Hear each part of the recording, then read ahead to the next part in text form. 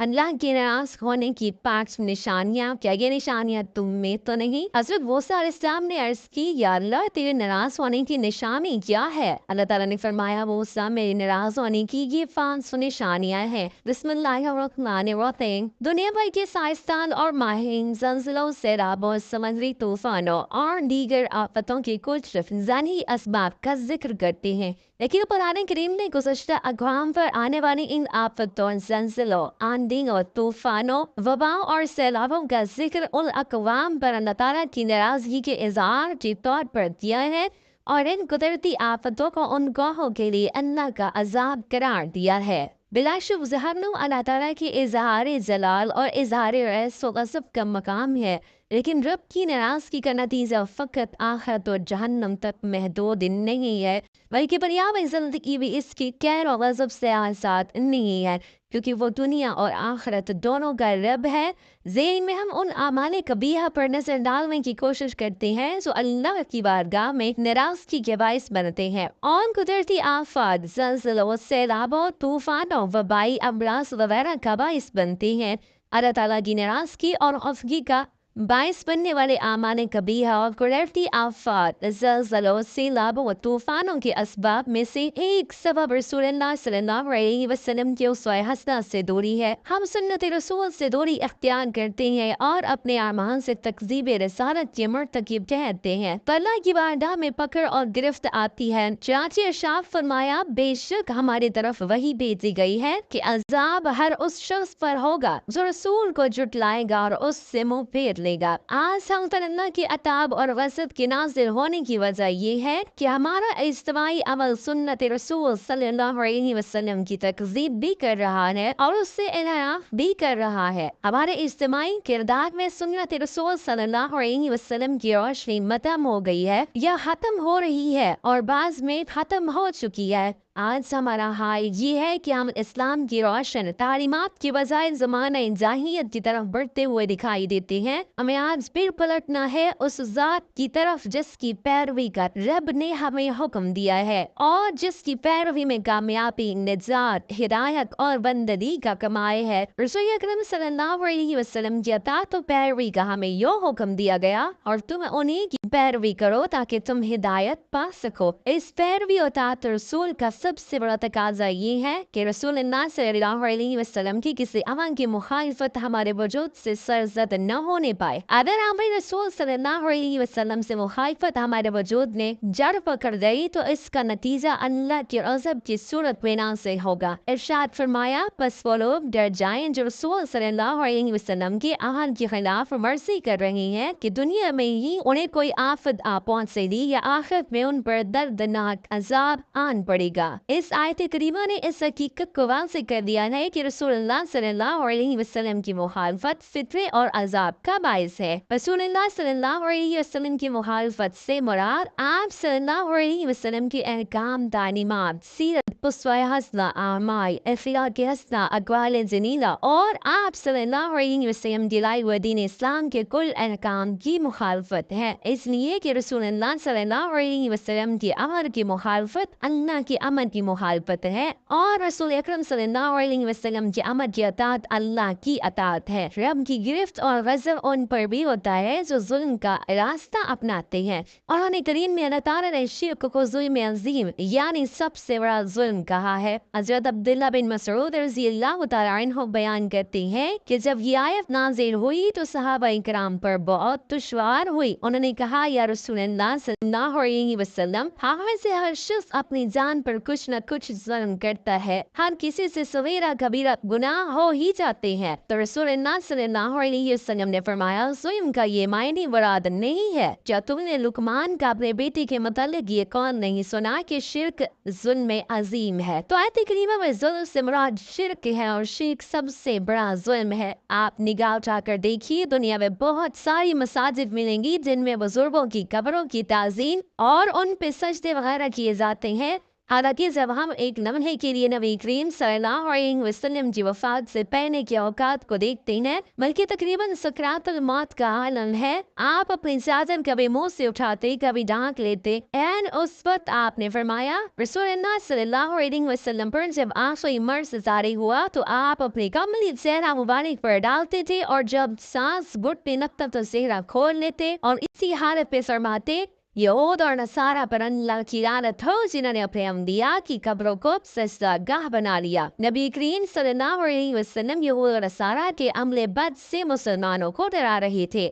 सोचिए, अगर ये लानत आप सल्लल्लाहु अलैहि वसल्लम ने अंबिया की कब्रों पर सजदा करने के ताल्लुक से फरमाया है, तो बुजुर्गों की कब्रों पर सजदा या शिरक व बिदअत के दूसरे आमार जैसे उनसे खौफ किसी से हाजत की बराबरी के लिए उनसे उम्मीद, उन पर वरगा पकड़ा सिवा करना, रज़्व न्याज चढ़ाना और गिरिया सारी के साथ उनसे किसी चीज की तलब के लिए दुआ करना, उनसे मदद तलब करना कैसे जायज हो सकता है? जायज तो दूर की बात है, अल्लाह के नबी सल्लल्लाहु अलैहि वसल्लम ने ऐसे लोगों को सबसे बुरी मखलूक करार दिया है। सहीहीन में आयशा रज़ियल्लाहु तआला अन्हा से मरवी है कि उम्मे हबीबा और उम्मे सलमा रज़ियल्लाहु अन्हुमा ने नबी सल्लल्लाहु अलैहि वसल्लम से मुल्क हबशा के एक कनीसा और उनमें मौजूद मुजस्समों का जिक्र किया तो नबी करीम सल्लल्लाहु अलैहि वसल्लम ने इरशाद फरमाया, उनमें जब कोई नेक आदमी फौत हो जाता था तो वो लोग उसकी कब्र पर एक सजदागाह बना देते थे और उससे उसके मुजस्समे नस्ब कर देते थे।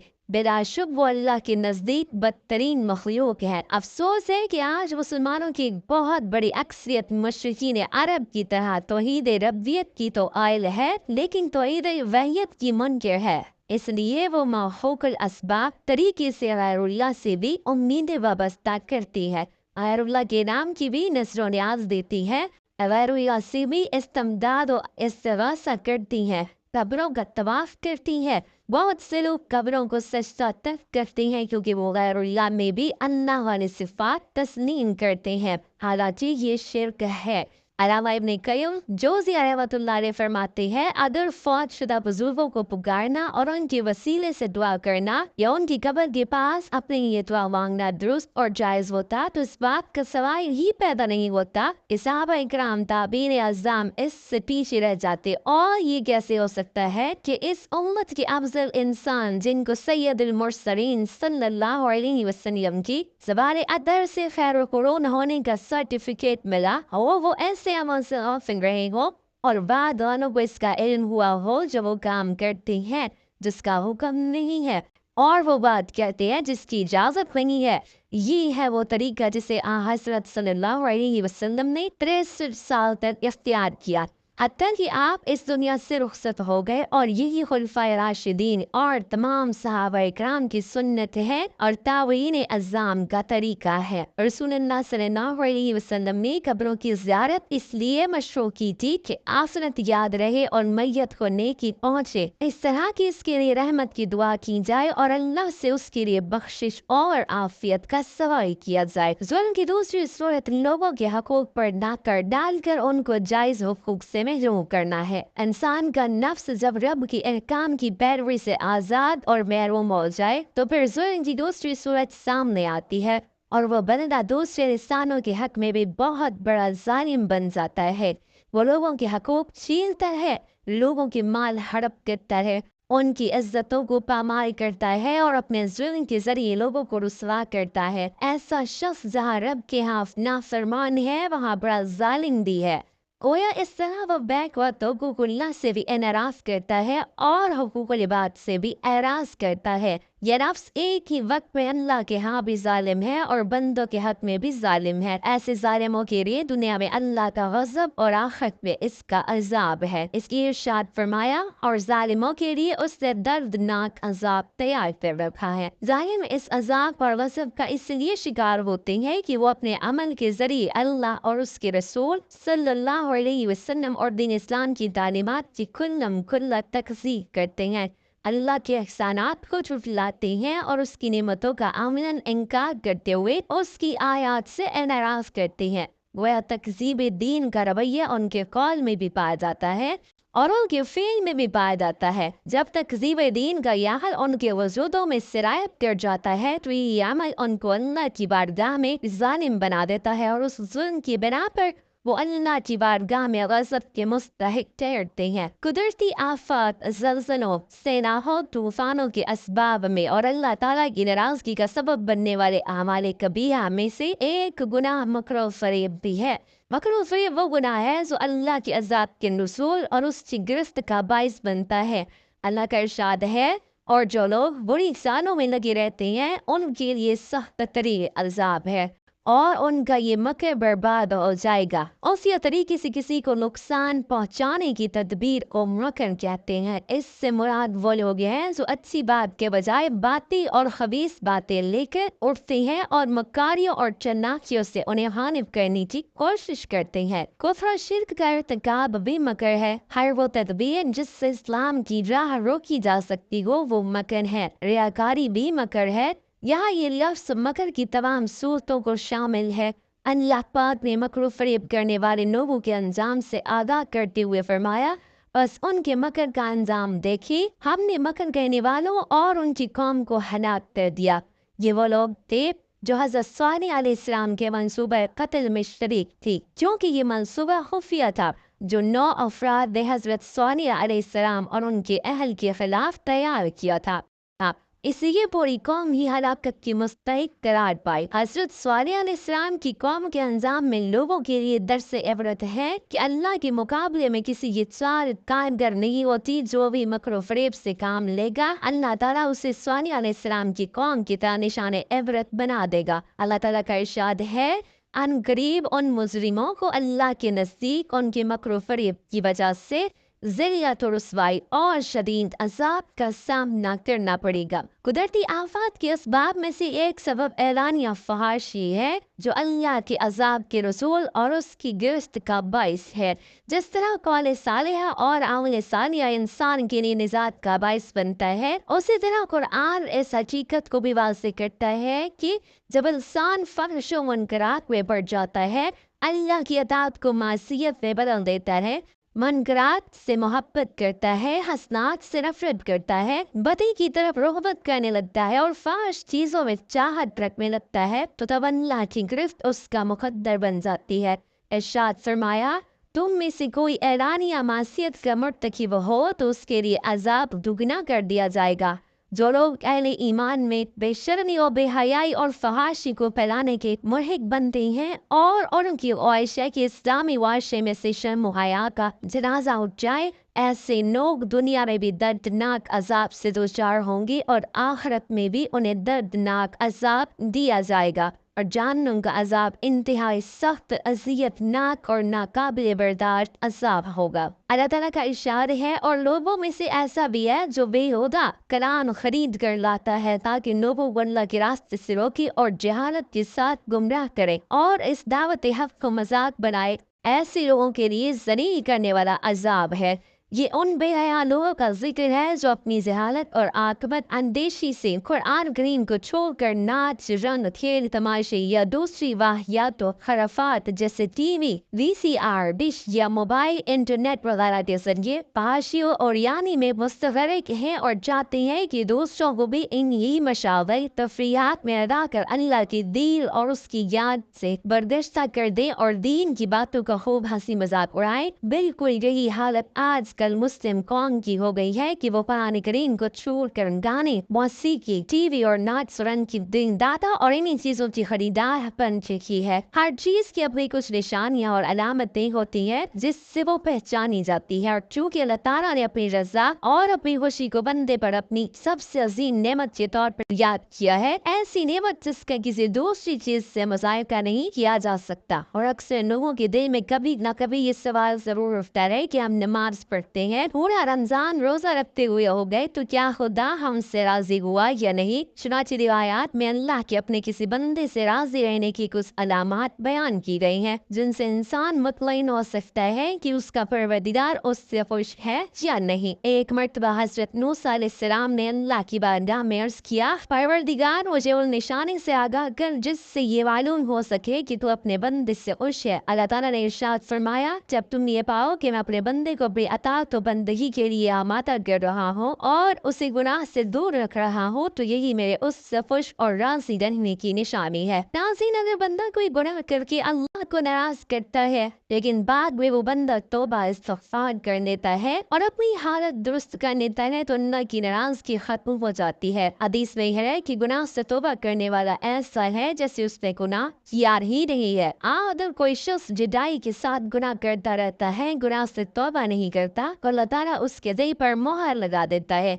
उसके बाद वो खैर से महरूम हो जाता है। चुनांचे एक हदीस में अल्लाह के रसूल सल्लल्लाहु अलैहि वसल्लम ने फरमाया, जो शख्स बिना किसी उज़्र के महज सुस्ती और लापरवाही की बिना पर 3 जुमा तर्क कर दे, अल्लाह ताला उसके दिल पर मोहर लगा देता है। हज़रत सय्यिदना मूसा अलैहिस्सलाम ने अर्ज़ की, या अल्लाह तेरे नाराज होने की निशानी क्या है? अल्लाह ताला ने फरमाया, ए मूसा, मेरे नाराज होने की पहली निशानी, जब मैं जिस कौम पे नाराज होता हूँ तो मैं बेवक्त बारिशें बरसाता हूँ, और जब बेवक्त बारिशें बरसती हैं तो फसलें तबाह बर्बाद हो जाती हैं। जब फसलें तबाह बर्बाद हो जाती हैं तब मुल्क में गुर्बत फैल जाती है। मूसा, मेरे नाराज होने की दूसरी निशानी, पैसा बखीलों के हाथ में दे देता हूँ। ये बखील लोग जो हैं ये अपनी दौलत के ऊपर ऐसे सांप बैठा देते हैं, किसी को हाथ नहीं लगाने देते। बखील खुद मर जाते हैं, पैसा वहीं पड़ा रहता है, ना दुनिया के काम आता है ना ही तो आखिरत में काम आता है, बल्कि दुनिया के लिए भी अजाब, आखिरत में भी अजाब। वो पैसा पैसा गिनते मर जाते हैं लेकिन अपना पैसा किसी के काम नहीं लगाते। मेरे नाराज होने की तीसरी निशानी क्या है? मूसा, जब मैं नाराज होता हूँ तो हुकूमत बेवकूफ़ों को दे देता हूँ, हुकूमत नाअहलों को दे देता हूँ, और नाअहल लोग, बेवकूफ लोग, किसी भी कौम के ऊपर वैसे ही अजाब है। नाज़रीन, आप अपनी आंखों से देख चुकी हैं कि बारिशों की वजह से निज़ाम दरहम बरहम हो चुका, फसलें तबाह हो गई थी, इंसान की नाफरमानियों ने जमीन को भी डबो दिया, फसलों को भी डबो दिया। फिर अल्लाह ने फरमाया, मूसा, मेरे नाराज होने की चौथी अहम और सबसे बड़ी निशानी ये है कि जब मैं नाराज होता हूँ, जिस बंदे पर मैं नाराज होता हूँ तो उस बंदे से सजदे की तौफीक छीन लेता हूँ। नाज़रीन, जब अल्लाह ताला नाराज होता है रोटी बंद नहीं करता, अल्लाह जब नाराज होता है रिस्क बंद नहीं करता, अल्लाह जब नाराज होता है तो सूरज को हुक्म नहीं देता कि फलां शख्स मेरा नाफरमान है, तेरी किरणें उसके आंगन में नहीं जानी चाहिए, हरगिज़ नहीं। अल्लाह जब नाराज होता है तो सजदों की तौफीक छीन लेता है। अल्लाह जब नाराज होता है तो मन उजड़ जाता है। अरे जिस बंदे का मन ही उजड़ जाए उसके पन्ने के लिए तार ही क्या है। नाज़रीन, आज देख लो, अल्लाह उससे रूठा हुआ है, अल्लाह उससे नाराज है। आज के दौर में पैसा बखीलों के हाथ में है, वो अपने ऊपर खर्च करते हुए लाखों उड़ा देंगे, बदल किसी गरीब को देते हुए उनकी मुट्ठी में पसीना आ जाएगा। अल्लाह ताला फरमाते हैं, मेरे बंदे आजा मेरी चौखट पर मुझे सजदा कर, दुनिया में भी कामयाबी मिलेगी, तुम्हें आखिरत में भी कामयाबी मिलेगी। जैसे अजान में अल्लाह ताला फरमाता है कि आओ कामयाबी की तरफ, और नाज़रीन, हमारी कामयाबी सजदे में है, नमाज में है। अगर हम अपने नौकर को 5 दफ़ा बुलाएं और नौकर ना आए तो हम उससे तंग आ जाते हैं और एक दिन शदीद तंग आकर उससे नौकरी से निकाल देते हैं। लेकिन मेरा अल्लाह तो वो ज़ात है, अगर वो ये काम करता तो हम लोग फना हो चुके होते। नाज़रीन, इस बात से अंदाजा हो चुका होगा कि वो रब की तरह रहीम और करीम है। एक मरतबा एक बुरा शख्स जिसकी उम्र 80 साल थी मस्जिद से आया। बैठने का तरीका नहीं आ रहा था, खड़े होने का तरीका नहीं आ रहा था। 80 साल की उम्र का बूढ़ा है, नमाज पढ़ने का तरीका नहीं आ रहा था, क़याम करने का, रुकू और सुजूद करने का तरीका नहीं आ रहा था। इमाम साहब ने देखा, पूछा, बाबा जी, मुझे लगता है आप इस मस्जिद में पहली मर्तबा आए हैं। बाबा जी ने कहा, इमाम साहब, मैं इस मस्जिद में पहली दफा नहीं आया, मैं तो वैसे ही जिंदगी में पहली मर्तबा मस्जिद में आया हूँ। इमाम साहब ने पूछा, क्या वाकई आप जिंदगी में पहली मर्तबा मस्जिद में आए हैं? बाबा जी बोले, जी हाँ, इसलिए तो मुझे नमाज पढ़ने का तरीका नहीं आ रहा। इमाम साहब ने कहा, बाबा जी, इसका मतलब है आप जिंदगी में पहली मर्तबा नमाज पढ़ रहे हैं? बोले, जी, मैं पहली मर्तबा नमाज पढ़ने आया हूँ, इससे पहले मैंने कभी नमाज नहीं पढ़ी। इमाम साहब ने कहा, बाबा जी, अच्छा फिर जुम्मा तो पढ़ा होगा? कहा, आज तक नहीं पढ़ा। इमाम साहब ने कहा, अच्छा फिर ईद उल फित्र, ईद उल अज़हा तो पढ़ी होगी? कहा, इमाम साहब, आज तक नहीं पढ़ी। इमाम साहब बोले, अच्छा फिर आज तक किसी का जनाजा तो पढ़ा ही होगा? कहा, आज तक नहीं पढ़ा। 80 साल की उम्र में कुछ भी नहीं किया, सारी जिंदगी जाया कर दी, एक दिन भी अल्लाह को सजदा नहीं किया। लेकिन मेरा अल्लाह कितना रहीम है, वो फिर भी कहता है, आओ मेरी तरफ, मैं तुम्हें मुआफ कर दूंगा।